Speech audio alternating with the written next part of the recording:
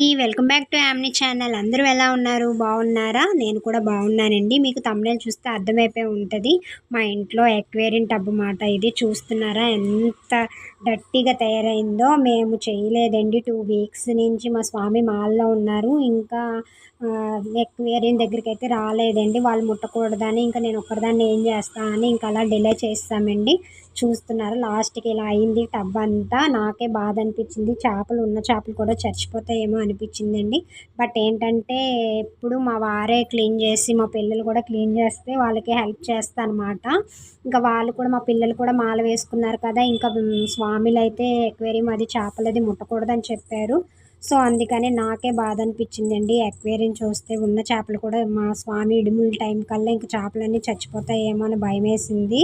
ఇంకా ఎలా అయినా ఆ చేపలు తీసి మళ్ళీ ఫ్రెష్‌గా చేద్దామని డిసైడ్ అయిపోయానండి. నాకైతే ఎక్వేరియంది చేపలు స్మెల్ అది పడదండి. వాంతొచ్చేసిద్ది మెయిన్ ఆ స్మెల్‌కి. ఇంకా ఆ చేపల కోసమైనా నేను క్లియర్ చేసి పెడదామని అనిపించిందండి. ఇంకొకటి విషయం ఏంటంటే నేను ఎక్వేరియం దాంట్లో ఒకటి మార్చానండి. అదేంటో మీరు ఈ వీడియో చూడండి. స్కిప్ చేయొద్దు ఓకేనా? ఫుల్‌గా చూడండి వీడియో. వీడియో చూసి కామెంట్ చేయండి ఓకేనా? నేనైతే ఒకటి మార్చాను. అదేంటో మీరు చెప్పాలి. ఇంకా వాటర్ టబ్‌లో అయితే వాటర్ ఫుల్‌గా డర్టీగా అయిపోయాయండి. ఒక్కొక్క ఫిషెస్ నేను తీసేసాను అనమాట. తీసేసి వేరే దాంట్లో పెట్టాను. ఫుల్‌గా ఒక 2 వీక్స్‌కే చూడండి ఎలా అయిపోయిందో వాటర్. క్లీన్ చేస్తేనే బాగుంటుందండి. లేదంటే ఇంకా ఉన్న చేపలు కూడా చనిపోను. ఇంకా నేనైతే నెట్‌లో తీసుకొచ్చి వాటర్ వేరే టబ్‌లోకి వేసేసానండి. హ్యాపీగా ఫీల్ అయ్యానమాట. ఫ్రెష్ వాటర్‌లోకి వెళ్ళేసరికి నాకు కూడా హ్యాపీ అనిపించింది. అంత మురికి వాటర్‌లో ఉంచేసామా అని అనిపించింది ఒక్కసారే. వేరే వాటర్‌లోకి వెళ్ళేసరికి హ్యాపీనెస్ చాలా అనిపించింది. కష్టపడినా కూడా వాటికి మంచిగా పెట్టాను కదా! అదే నాకు హ్యాపీ అనిపించిందన్నమాట. ఇంకా ఫైనల్‌గా అయితే మొత్తం ఎక్వేరియంలో ఉన్న చేపలన్నీ తీసేసానండి. నేనైతే చాలా వరకు చేపలు ఉండేవి. కొన్ని కొన్ని చనిపోయాయన్నమాట. ఇంక ఈ ఉన్న చేపలు కూడా చచ్చిపోకుండా జాగ్రత్తగా మొత్తం క్లీనింగ్ చేసేసానండి. మొత్తం వాటర్ అది తీసేసానన్నమాట. చూడ్డానికి తక్కువగా ఉన్న వాటరు ఒక 5, 6 బకెట్లు అయితే అయినాయండి వాటరు. ఫుల్‌గా ఆ రోజైతే బాగా టైర్డ్ అయిపోయానమాట. ఒక్కదాన్నే చేసేసరికి బాగా టైర్డ్ అయిపోయాను. మొత్తం వాటర్ అంతా క్లీన్ చేసేసాను. నాకైతే అస్సలు పడదండి చేపలు. అదే నాకు మైనస్. ఏంటంటే వెళ్తాను కానీ ఆ వాటర్‌కి ఎందుకో స్మెల్ వచ్చేసి వాంతొచ్చేసిద్ది ఇమ్మీడియేట్‌గా నాకు. ఇంక అందుకనే నేనెప్పుడు ఎక్వేరియం దగ్గరికి వెళ్ళలేదండి. మా వారు చేస్తే గనుక హెల్ప్ చేసేదాన్ని. బట్ ఏంటంటే చేపల కోసం నేను వెళ్ళాల్సొచ్చింది ఈసారి మాత్రం.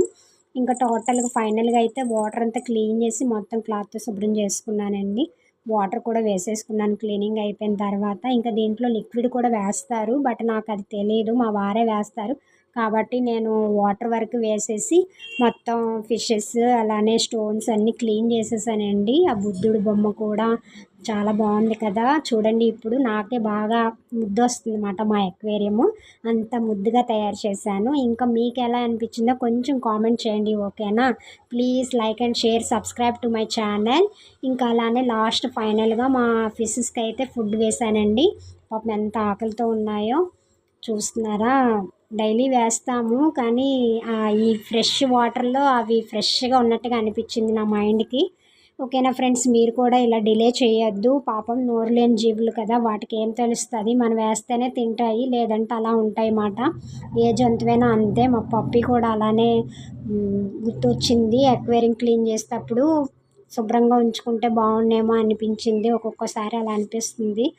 చూడండి ఫ్రెండ్స్, మీరు కూడా ఇలాగే డిలే చేయకుండా తొందరగా ఇంట్లో ఏమైనా మూగజీవులను పెంచుకుంటే గనక వాటికి కేరింగ్‌గా చూసుకోండి ఫ్రెండ్స్. ఓకేనా?